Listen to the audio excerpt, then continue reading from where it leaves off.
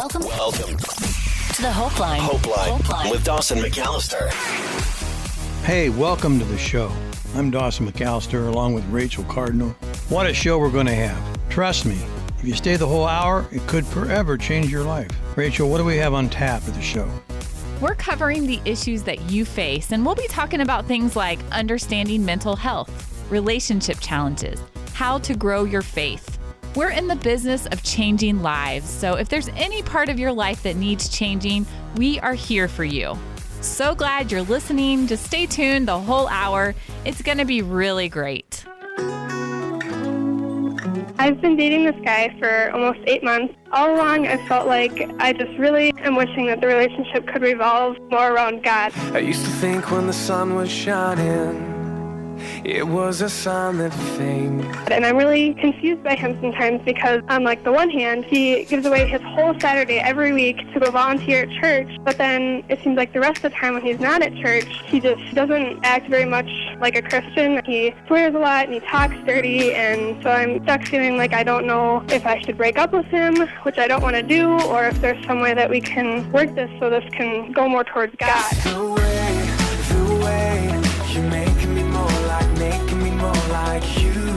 Each day I see a little more of your plan. You never let me go, even when it hurts. I know it's the way you're making me like you. Who do you love more, him or God? God, Is he drawing you closer to God or further away from God? farther away. So the case is closed, isn't it? Yeah.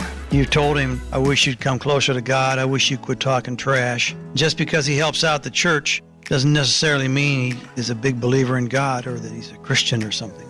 It just means that he helps out at the church.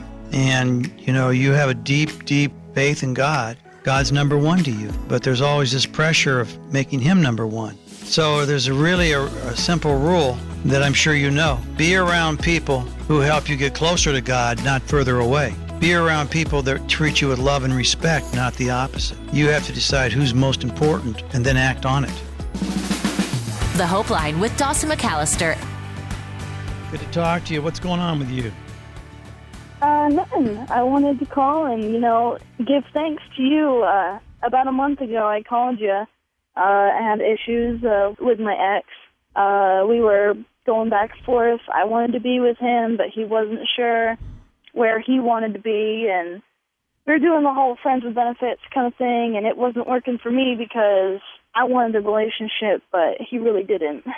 And he gave me some really great advice, stuff that, really helped me, and a couple of days after he gave me advice, I made the decision myself, to just say, look, we're never ever going to be together again, and that's the way it's going to be, and that's the way it's going to stay. That's a great line. I'm just so glad I could be part of your life tonight. You're listening to the Hope Line with Dawson McAllister. Hey, welcome back to the show. I am Dawson McAllister. You want to hear one of my favorite verses? You say, no, doesn't matter, it's coming anyway. Here it comes. One of my favorite verses, Hebrews 12:2. Let us fix our eyes on Jesus, the author and perfecter of our faith. Now this is the part I want to camp on. Who for the joy set before him? Who's that? That's you and me walking with him by faith. Let us fix our eyes on Jesus, the author and perfecter of our faith, who for the joy set before him endured the cross. Well, now listen carefully. Yeah, he did endure the cross, scorning its shame. You know what that means? Jesus is on the cross. He's suffering horribly. But he sees us. He sees that we're going to be together forever with the Lord. And he has so much joy that he just, how can I put this reverently? He just scorns, the Bible says, its shame. He just spit on it. It's no big deal. In comparison, I notice what I said there. It's a big deal. But in comparison, for Jesus to see us with him forever, no big deal. He scorned the shame because he loves us so much. Let us fix our eyes on Jesus, the author and perfecter of our faith, who for the joy set before him endured the cross, and he scorned its shame. I believe that when Jesus hung on the cross, he looked out at standing on that nail, dying, saw you and me, and said, let's go. I'm going to die for you. I love you. That should get our attention. That doesn't move you. You're half dead. But I know it has. Boy, Jesus loves you and me. Don't ask me why. That's beyond me. But he does. And we'll take it. The Hope Line with Dawson McAllister. Louisiana we go. James is up. He's 19. Hey, James. How can I help you? I'm in college now, and I'm having a really hard time making new friends. I didn't really have any friends in high school. I had one. I've known him since I was in 5th grade, and that friendship was a long time to develop. And now when if I'm trying to make new friends, I always come across as weird or boring, or if I try to be funny, they don't get my sense of humor and they think that's weird. And it's a matter of numbers. As the Bible says, he who wants friends must show himself friendly. And there is a certain percentage at your college that's just like you. They're lonely, they're confused, they have anxiety, they don't know where to go, all of those things. Now, could be that you're depressed, and when you're depressed, it's hard to get up and go look for anybody. yeah. I would go where there's, social clubs, so to speak, at school. Also, when you meet somebody and after spending a couple hours with them, just tell them straight up what you told me. Say, look, I want to be your friend. I need support too. Here I am. And you'll begin to find that there are people who will be sympathetic to your struggle, because in some cases they've been there already themselves. Yeah. Are you getting counseling for your social anxiety? No, because it's not really that serious. It's just... You let the counselor decide whether or not it's that serious. Okay. Because when you're in the middle of it, you can't always see what's really clearly happening. Too clouded by all your feelings and anxieties and fears and history, etc. I think underneath it all, there's depression. You need to work on that and reach out. Maybe you'll reach out to 5 people and you only get one. Well, that's one more than you had. And remember, God wants you to have friends.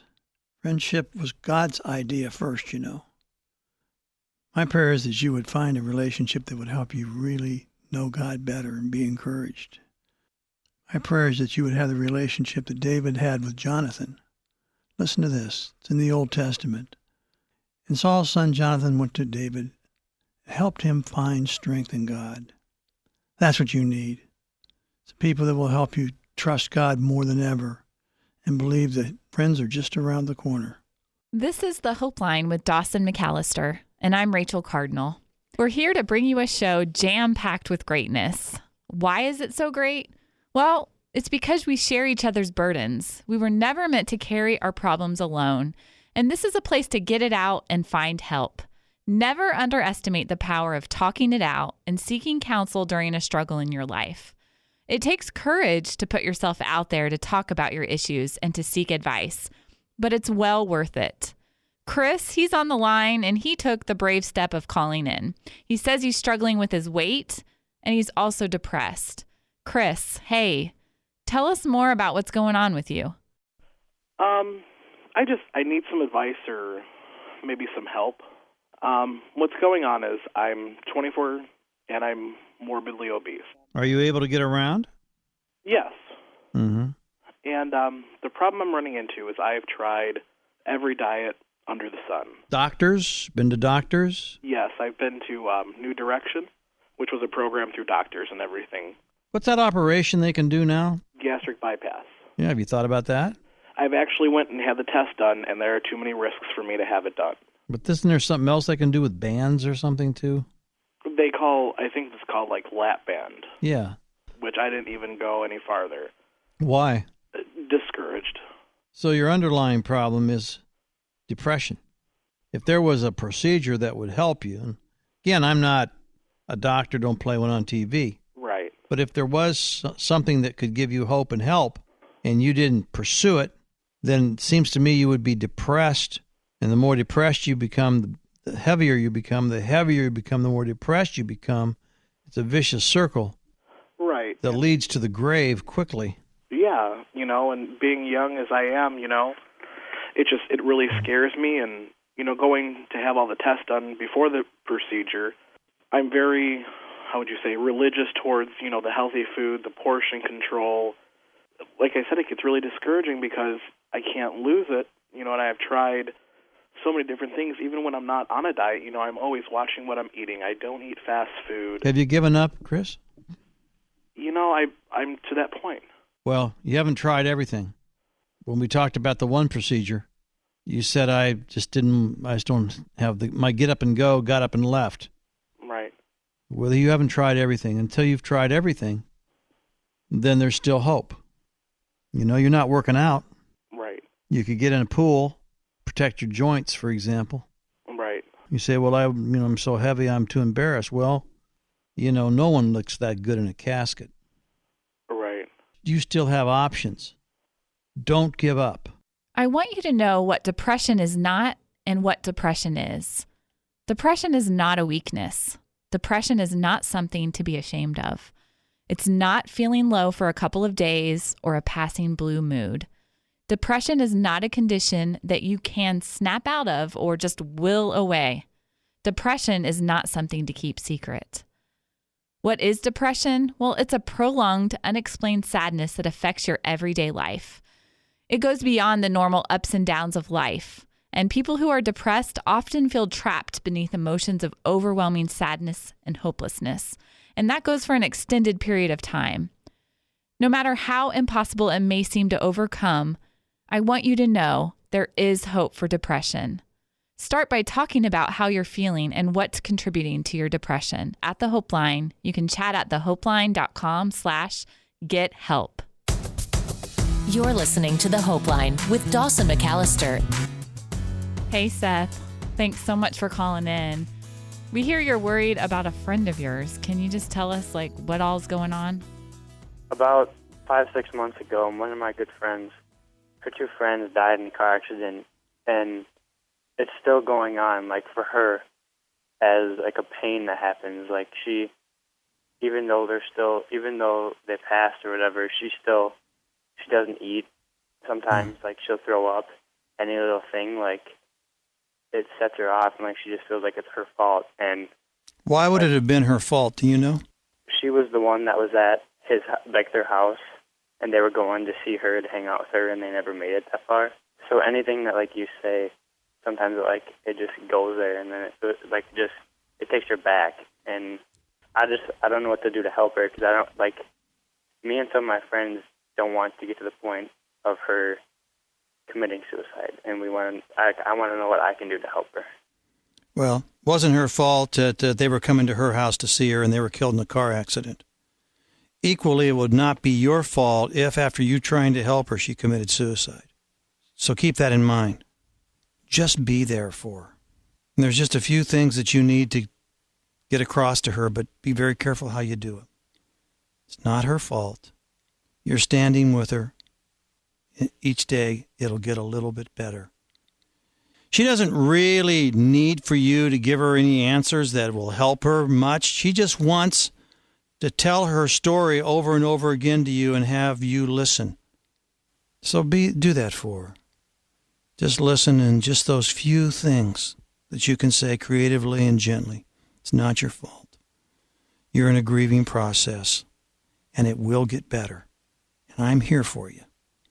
Seth, let me just say this. I am really, really proud of you, that you would be sensitive enough and kind enough to, over and over again, stand with this friend of yours. I'm glad she has a friend like you. Now, here's another direct message from Dawson. You'd be amazed how many calls I get from people talking about their grandparents. Yeah, it's really, truly amazing. In many cases, not on all of them, but in many cases, it's a grandma or grandpa or both who are holding your world together or help holding your world together. For whatever reason, your mother or your father may have simply thrown away their responsibilities. I don't know, but you have a deep relationship with your grandparents. Well, you know they're not getting any younger. If I were you, I would make sure they know that you know how important they are in your life and for the sacrifices they have made to help you. Tell them how much you love and respect them. You certainly don't want any regrets when your grandpa or grandma passes on, because they will, as we all will. I'm Dawson McAllister. Would you give your grandparents a hug? The Hope Line with Dawson McAllister. Hi, you got Dawson here. How can I help you? My dad passed away 3 years ago. Well, he was actually murdered. And he wasn't, like, the greatest guy. He was involved in things he shouldn't have been involved in, like, very abusive whenever him and my mother were together. She left him, like, 3 months, I think, after I was born is what she told me. And I don't know, with her, like, I think I'm getting at that age because I'm 16. Like, we just, like, butt heads about everything. And she just seems so angry all the time. And I think it's from her past because she's been through a lot. So she's, like, such a strong woman. I have so much respect for her because, I mean, she went to college with 4 kids. She became a dental hygienist. Like, she's done great things in her like with her life, like, coming out of what she did. And I just want us to have, like, a good relationship. And I just feel like it's just not there, you know, and I just don't know how to fix it. And it just really gets to me because, like, I've lost one of my parents already, and I just don't want to lose her, too.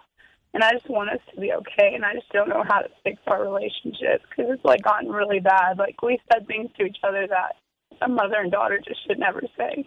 And it just really hurts me to know that she's that angry with me. Like, I just don't know what I've done. She just seems so upset at the past. And she's venting on you. She's not grieving well, and so you're paying for it. I just want us to be okay because she's done so much for me, and she makes me feel like I'm just unappreciative. Like, I try showing her I appreciate everything she has done, but, like, she just doesn't really, like, ever listen. I feel like I don't have anybody. Like, I'm dealing with my father passing away. Yeah. I want you to find a counselor. We'll help you find one. Where you live, in Oklahoma City, we have so many connects, you wouldn't believe it. I can find you a counselor, and you need to go. Say to your mom, Mom, I love you so much. I just know I'm not doing what I need to do, and I got all these issues, and I just want to learn more about how I can love you. I'm going to go to a counselor. And I told her that. She knows that I need one, and, like, she's, like, been saying she'd look for one, but, like, all these excuses come up, like, oh, their hours don't work with, like, what our schedule is. Well, I don't know. Wait, Kaylee. I don't know what she's going to do. I know what you need to do. Yeah. All right? Can't speak for her. But after you've been to 4 or 5 sessions, say, with the counselor, maybe your counselor would want to call her in so that he could talk to the 2 of you. Yeah. Make sense? Yeah. But I think it'll impress your mother when you say, I'm looking for a counselor because I want to be a better daughter. I think that'll move her. Meanwhile, if it moves you, you'll move her. Yeah. God bless you. Dawson McAllister. So you got a crush on this girl, huh? Yeah, I do. How long you guys been friends? About 4 years. Wow. Does she have any hint at all? Well, it's kind of weird because, like, I just turned 18, right? Well, she looked for me and she wanted to take me out on my 18th birthday. And, you know, so, like, I thought it was all cool. And, I mean, I didn't know these feelings were going to come like this. And now I'm trying to figure out how to tell her about it without ruining our friendship, you know. Well, rather than having the big drama speech right now, why don't you just start taking her out? Oh, I should do that. But, I mean, like, what if more feelings come along and, like, what do I do? Well, you give it some time. See, as a general rule, I have found women are way ahead of us men about these things. Believe me, if she asks you out to celebrate your 18th birthday, she's already told you something there. What I'm saying is, rather than go into some big dramatic deal right now, if you just take her out for a while, she'll catch on, if she hasn't already. Then you can talk about your feelings. Welcome back to the Hope Line with Dawson McAllister. This is a show for you no matter what you're going through. We all deal with stuff in our lives, and sometimes there are things that just seem so overwhelming, so challenging, so utterly hard. But as we work through them one step at a time, little by little, they start to lose their sting. Our problem can go from a blaring, all-consuming problem to a less frightening struggle that we can see starting to get resolved. If you don't work on your problems, they're going to work on you. So let's do it. Katie's ready to work on an issue that she's dealing with right now. First of all, she was almost raped, and now she's being stalked. Katie, what is going on? Well, I've known this guy. He's 56 years old, and I'm 17. And I've known him for almost 2.5 years. Met him through a bus system, and he went a little too far. He tried sexually assaulting me. He's tried raping me. I've tried getting him away from him.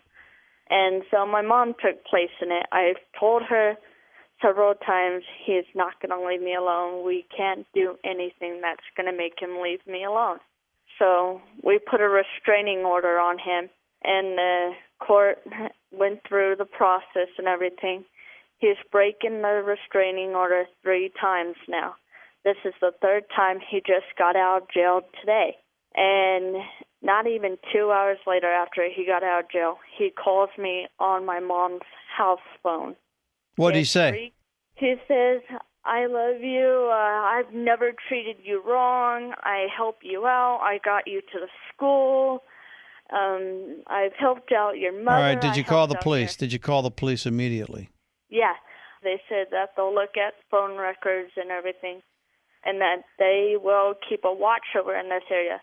He has already told me as soon as I hit 18, that restraining order goes away. Let's see if we can get him back in jail again. And in the end, you know, if he keeps popping out of jail every year or two, still looking for you, you're going to have to move.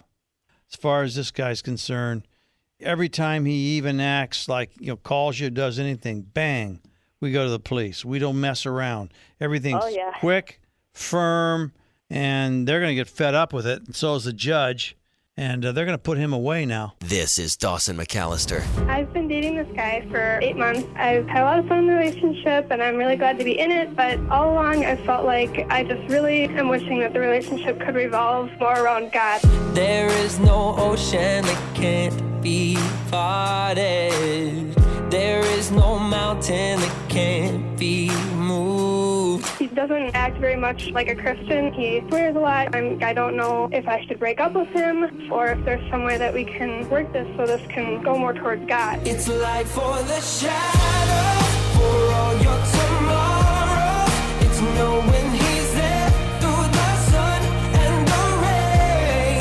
It's when you believe it before you can see it, and you can walk on, 'cause he's making the way. Just gotta have some faith.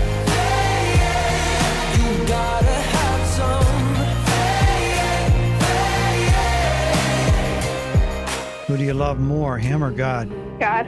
Is he drawing you closer to God or further away from God? If I had to pick one, farther away. So the case is closed, isn't it? Yeah. I mean, he's disrespecting you. And, you know, you have a deep, deep faith in God. God's number one to you. So there's a simple rule that I'm sure you know. Be around people who help you get closer to God, not further away.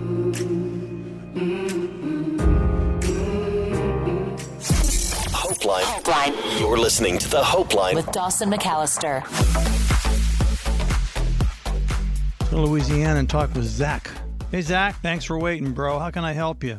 I want to tell you my story. I'll try to tell it as briefly as possible. Let me just read what's on our screen for a second, okay? Okay. Zach got married 2 years ago and got his first house. Then he started using drugs. Then he ended up in jail. Then was on a work release. Then found out his wife was cheating on him, so he left the work release to try to stop her. Yeah. They had just had a baby girl together. Zach is now, punchline, here we go, on the run from the cops and is living in a barn. We got a mess here. If you're running from the cops, we got issues here tonight. Yeah, I know. I mean, it's been going on for a couple of years, but if I turned myself in right now, after that, they'd burn me. The judge knows me personally. He hates my guts, and I live in the most corrupt parish. All the cops hate me. They all know me. I don't know what to do, At least now I can keep track of my daughter. I can go see her when I can, as opposed to not getting to know her for a long time. I mean, it's been going on for some time, and I just don't know what to do. I don't know what the right answer is. Well, let's start with the obvious. They are going to find you. It's just a matter of time. Secondly, the cops you're talking about and the judge and all that, you're thinking about them all the time. You're looking over your shoulder all the time. Yeah, I'm dreaming about them. It's in my dreams. And I've gotten good at what I'm doing, staying free. No, you're not free. You're not free. You're not free. You're in your own cell. Yeah. Think of that. You're already in jail. Only the jail you're in is crueler and tougher than any place you would go. You're right about that, though. You're not helping your baby. Come and go, and every time you come and go, you're on the run looking over your shoulder. What's that going to do? How's that going to help your baby? I'm just afraid that if I go in, that judge will look at me and give me twice as many years as he'd give anyone else. I know my ex is going to be filling my daughter with all kind of horrible ideas about me, and I'm not a bad guy. I may have a warrant, but it doesn't make me a bad person, Dawson. How much do you think they'll give you, Zach? 5 to 10, for sure. Well, they give you up to 10, they parole you in 5. I think so. 50% usually is what? Yeah, it's usually about 50. I think I'd be out in 5. It's just, since I've been on the run, I've taken it upon myself. I put myself in rehab out of state so they wouldn't find me. I cleaned up, and I got a cash paying job for a while. I actually reformed myself, and I've been doing good, but they kicked my door down the other day, and I barely got out. And who kicked your door down? The cops. Oh, man. They're closing in on you, Zach. I know. And I just... Zach, you're going to do the 10 2 years from now, 3 years from now, 5 years from now, 6 weeks from now. You're going to get caught. The sooner you start to serve your time, the sooner you'll get out. The sooner you'll be free and you won't have to hide anymore. I know you're right, but it's a scary thing to leave your family and everything behind, and especially with these people here. They're very corrupt. I'll tell you that. Jeff David's parish. You can read about it anywhere. It's a bad parish to be in. Either way, there's only so much the judge can give you by law. That's true. You didn't murder anybody, did you? No, it was just a simple burglary charge. A bogus one at that, but... Hey, Zach, you know, I know it's going to take all the courage in the world for you to turn yourself in. I know. But remember, you're already in. Yes, your own personal hell. I mean, I listen to your show all the time. I hear you help a lot of people. You're a wise person. It's a privilege helping you, but it won't do you any good if you don't do what I say. I hear you. If we were to take a poll right now on my show, we don't have time to do it, but if we could, should Zach turn himself in or not, it'd be like 95% yes. Zach, turn yourself in. My prayers are with you, Zach. Big time. Well, Zach, old buddy, Zach, what you've done is go against the principle of consequences. Scripture is clear. You reap what you sow. Job 4:8, according to what I have seen, those who plow iniquity and those who sow trouble harvest it. Then in Hosea 10:13, you have plowed wickedness, and you've reaped injustice. You've eaten the fruit of lies because you trusted in your way. Think of that. It's the law of consequences. Now, it works both ways. If you go to mock God and go against his way, there's all these negative consequences, which you're living in right now, some of them. But if you do good, do the right thing, the good consequences of peace and life will come to you. It's all a matter of choice. Remember, you cannot violate the principle of consequences. Impossible. It isn't going to happen. We all reap what we sow. I think I'm doing the right thing. They made the call that turned their life around. I'm proud of you. This is a Dawson McAllister 180. You don't sound very good. No, you live my life, you wouldn't sound good either. I was 17, I got pregnant, and What happened to the birth father? yeah, he had nothing to do with his son. And then he went to jail for the murder of his mother. So, what do you want me to do for you? I want to know that there is help out there. I have called the White House. I have written the senator. I have called social services. But you've never called Dawson before. I've never heard of this show until tonight, and when I heard it, as soon as I walked to the front door, I called. What kind of help you need? Here in a couple weeks, I'm going to be homeless again. Jeez, I'm going to get you help. You got to give me 48 hours. We're going to help you. I promise you. This is what the show's all about. That is so awesome. I'm going to cry. 180. How can I help you? You already have helped me. Tell me the story. Well, I was going to be homeless, and you called somebody around here, and they collected some money together, and they're getting me into a house. Wow, one of our Hope coaches. Yeah, they're great. They were awesome. You sound like a totally different person. I know, because everything's turning around now. They're helping me on getting my place. I don't have to worry about being homeless with me and my son, and everything's just falling into place. Just want to call and say thank you. You're really welcome. Let everybody know that you guys really do help people. One call, one life changed. I really hope if you like this show and this show inspires and helps you, you'll also check out the Dawson McAllister podcast. You can find it in Apple Podcasts, Spotify, YouTube, and Amazon Music. It's a podcast to help you face the tough issues in life, like this show, and also help you help your friends with the struggles that they have. Our most recent podcast episode, it's our 50th one, and it features Brendy. She went from an unplanned pregnancy to fighting for custody of her son. Brendy ended up having to represent herself in court for 2 years. I can't even imagine the pressure she must have been under. She had to fight her son's father for custody. And even though at first he wanted her to abort the baby, then he wasn't even involved in the baby's life for 8 months, he ended up winning primary custody of their son. So she is trying to fight hard. She's trying to be strong for her son, but she is really, really struggling. And you can hear what she's going through, as well as encouragement and the love that gets poured out on her in this podcast. Brendy is a strong woman, and I'm so glad she was willing to talk about what she's going through and share it with you. Listen to the Dawson McAllister podcast on our website, thehopeline.com, or find it where you can find other Apple Podcasts, Spotify, YouTube, Amazon Music, and more. There's lots of different topics, lots of amazing advice and encouragement. It's called the Dawson McAllister Podcast. Thanks for listening to The Hope Line with Dawson McAllister.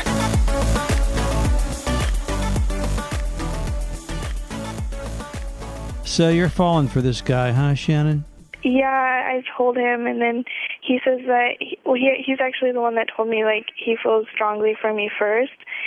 And then a week later, my friend texts me and tells me that because his friend saw me with him, she told my friend, and my friend had texted me and telling me he has a girlfriend and all this, And you didn't know he had a girlfriend?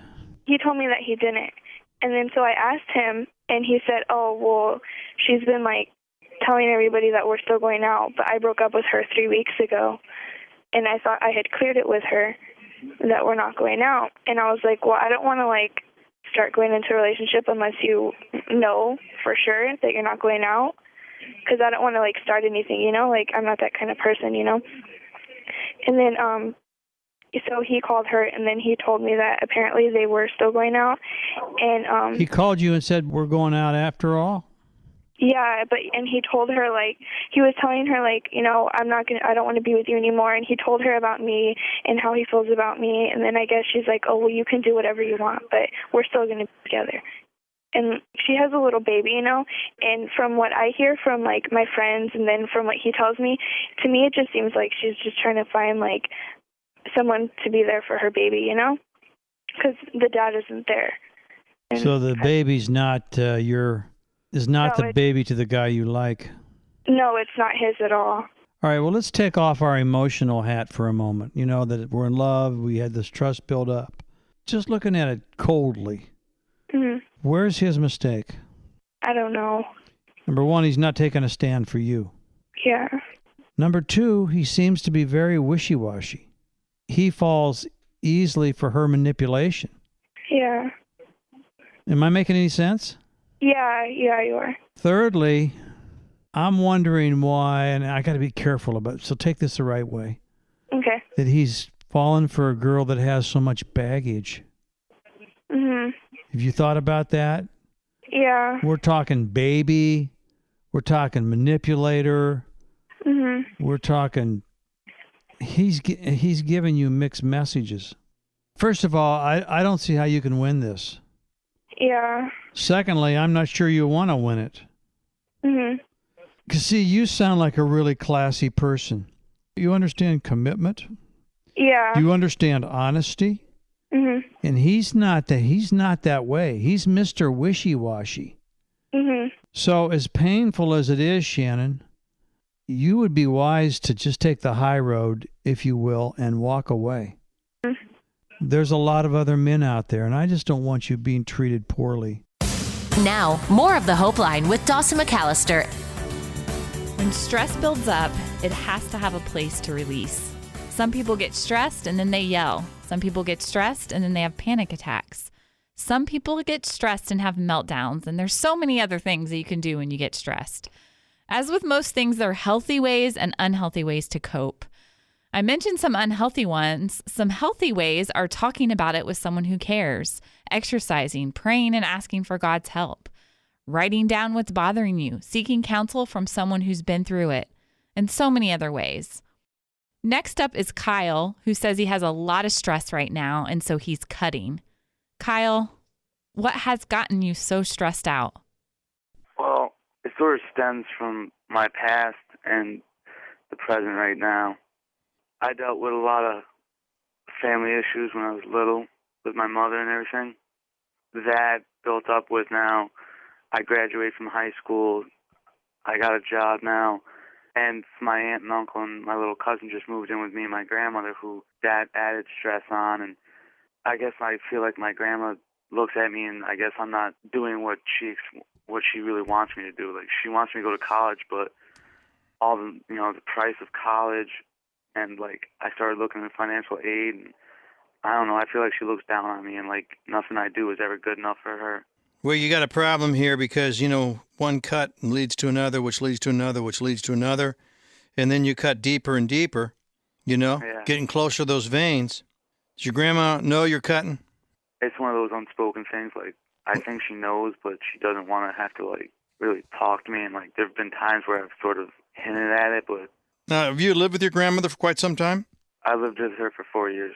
Well, your grandmother's coming out of a dysfunctional home, which says don't talk, don't trust, and don't feel. And so she's on you to perform, but she doesn't want to really talk about your hurt. And you don't want to talk about it either. Your secrets are killing you. You're only as sick as your secrets. Yeah. So every time you cut yourself, just say, I'm keeping secrets and my secrets are killing me. A, Grandma needs to back off so that you can deal with your cutting issues. She needs to realize that she's part of the problem, not part of the solution. But she's not a mind reader, so you're going to have to sit down with her and tell her the facts. This is Dawson McAllister. I started on drugs when I was 16 and started drinking heavily and ended up getting married. I can listen to my heart, I can listen to the world, I can listen to my problems. I called in and your Hope Line was so inspirational, and I've been clean for over a year. I've turned my life around and my life is amazing. I need something that can fill my soul. You don't have to let your past rule your life. Ain't nothing like a gospel song, makes me want to sing it all day long. Something about that amazing grace, sound of praise, makes my troubles not seem so strong. Alright, let me stop and testify. I was dead and brought to life by the power of my Savior. I found God, and now I can look up and I can be an inspiration and the light to people. You're listening to the Hope Line with Dawson McAllister. I want you to know that whatever it is you have going on right now, God sees you. He's not far away, just sitting up in heaven looking down on you saying, I wish I could help so-and-so. He says he will help those who seek him. He's available now to help you and be close to you and strengthen you. God sees you. He sees the situation you're in. He sees your heart's desires, and the things that you need. Scripture in 2 Chronicles 16:9, it says, "For the eyes of the Lord range throughout the earth to strengthen those whose hearts are fully committed to him." If you're committed to God, he sees you and he will strengthen you. He'll strengthen you for whatever it is that comes your way. You are seen and heard, loved, and cherished by the God of the universe. How great is that? The Hope Line with Dawson McAllister. Tell me the whole story. I just wanted to send a little bit of encouragement to quite a few people. I think I called you about when I was 16 years old. After I called you, I met the woman I thought I loved, and she happened to have passed away on Valentine's Day a year after that. After that, I had gotten shot twice. I recovered. Then I got stabbed. I recovered once again. I was homeless for 6.5 months, and it got to where every day I was just wondering what else how much worse can it get? And it got to the point to where I was wondering what was the point of my life. And I was walking past the Army recruiter station and asked one of the recruiters for a cigarette. And now I'm stationed in Fort Lewis, Washington with the United States Army. I'm currently at E2, and I'm engaged to one of the most beautiful women I've ever met. I just wanted to pass this story along because your life will seem like it can't get any worse, but there's always a silver lining to every cloud. There's always a crest to every hill. You keep climbing, and keep climbing, and sooner or later, you'll reach the top. And there's also always a God who will help you do all those things. Oh, God, I would not have made it without God. I would not have made it without him. It wasn't me walking that whole way. It was him carrying me, just like the footsteps in the sand. Well, Kenneth, we're excited to be a part of your life. We're proud of you big time. You're 19. You got a great future ahead of you. And you made it through some very dark hours, and you're still standing. Somebody bigger than you and me stepped in to save your life. Oh, yeah, quite a few times, Mr. Dawson. I can't believe I'm still alive and kicking, but I know it's for a reason. It is. Thank you. I'm proud of you, soldier. Dawson McAllister. Thank you for calling me. I'm hoping I can help you tonight. What's going on? I actually got diagnosed with cervical cancer. I got diagnosed on Wednesday. I just went in for a routine pap smear and didn't come back so well. So not what I wanted to see. It's really hard. I'm in college. I'm an athlete. I work 2 jobs. I have an amazing family. I have a great boyfriend I've been with for 3 years, and I just feel like this is going to make everything fall apart. There have been women who've had cervical cancer and lived. Yeah, I'm 20 years old. I want to have kids. I want to have a family. And I understand. yeah. How are you coping? I mean, it's really new. I've only known for 4 days, but I'm just trying to get all the facts I can, learn about treatments, and try to do the best I can and keep going with life and not let it slow me down. So, yeah. With your back to the wall, this is when you're going to really see life and really decide the fight is on. You'll never be the same again. You could be far better than you are, but you'll be a deeper person. Yeah, and I mean, I'm Christian and I'm deep in my faith already, but it's hard when God already knows that I'm really just trying hard at other things and trying to get better in my faith, and then he throws this obstacle at me. And it's kind of hard not to be mad at God for this, but sure, early stages. Absolutely. You're maybe a Christian, but you're also human. Yeah. And my pastor told me he doesn't give me anything that I can't handle, but it's hard believing that God thinks I can handle this right now. 1 minute at a time, Anna. Yeah. 1 minute at a time. You're listening to The Hope Line with Dawson McAllister. You know how it's worse when something happens to someone you care about than if it happens to you? Like, it's more painful sometimes to see someone that you care about in pain than your own self. And you feel like you wish you could prevent the pain. How do you help someone close to you when they've been hurt? Well, you take time to listen to them, let them know you care and are here to be with them. You can't take their pain away, but you can help soften it by listening and caring and showing them that they are loved. Now, Sam, he's struggling because his girlfriend was molested. Sam, would you just explain the situation with your girlfriend? And also, I just want to know, how are you handling all of this?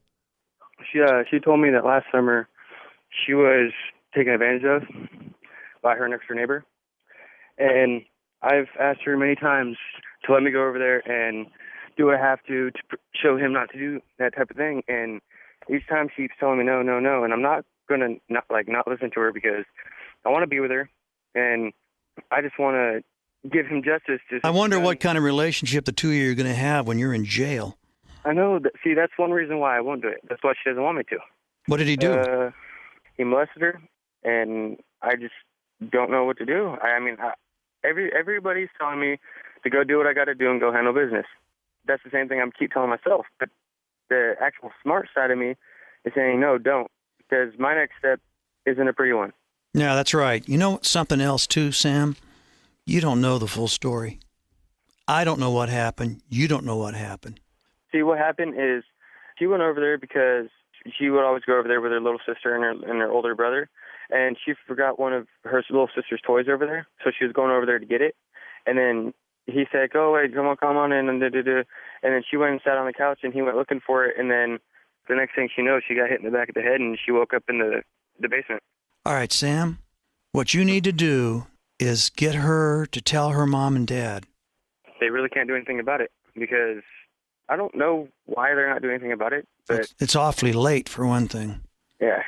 Well, he needs to get the message somehow from put a restraining order on him. There's some legal things that they can do to this guy, if they would. Mm-hmm. You don't need to go over there because if you go over there, someone's going to go to the hospital or to the morgue, and somebody else is going to go to prison. I love you guys. Tell a friend about the show that changes everything. Yes, absolutely. This is the Hope Line with Dawson McAllister. I love hanging out with friends and listening to you guys. Thank you for calling me. I'm hoping I can help you tonight. What's going on? I just found out, a few weeks ago that one of my closest friends has 3 months to live. He is a diabetic, and his blood sugar is, over 400, and it won't go down. They can't get it down. They've done blood transfers, and nothing's working. How are you handling this? Not so well. I'm really freaked out, and I'm really worried. Well, until he's dead, he's alive. Yeah. And as long as he's alive, there's hope. Exactly. They said he has 15% chance of living so far. Do you pray? Yes. Well, we all know that praying helps our anxiety. Yeah. But I believe it can make a great difference. Have you been in to see him? Yeah. He's still at school and everything, so I see him every day, but I'm just still really worried whenever I see him. You talk with him? Yeah, all the time. Isn't that something that you are having an experience of talking with somebody who could be terminal any day? Yeah. We're all going to be terminal, It's just a matter of when. You're being forced to think about things that you wouldn't normally think about on any given day. Yeah. My prayer is obviously that God will bring down the level. And meanwhile, you will come through this a deeper person, a more loving person, a more centered person, and come away a different person. Yeah. That's part of the price of having close friends. When you have a close friend or you love somebody dearly, you run the risk of being terribly hurt. But that vulnerability of being hurt is what makes you, you. The difficult part is for you to stay with him all the way. Yeah. But you want to, because of your great love for him and because of the lessons that will come your way, and the most powerful thing that you can do is give. The advice you hear on this show is given with the understanding that the host is not a licensed counselor. The show is best seen as a starting point for what you're facing. You are advised to seek out a licensed counseling professional before taking action in your life. All callers are sent to the Hope Line after speaking with Dawson. By calling in, you are giving your implied consent to be recorded for future on-air broadcast. Thanks for listening to the Hope Line with Dawson McAllister.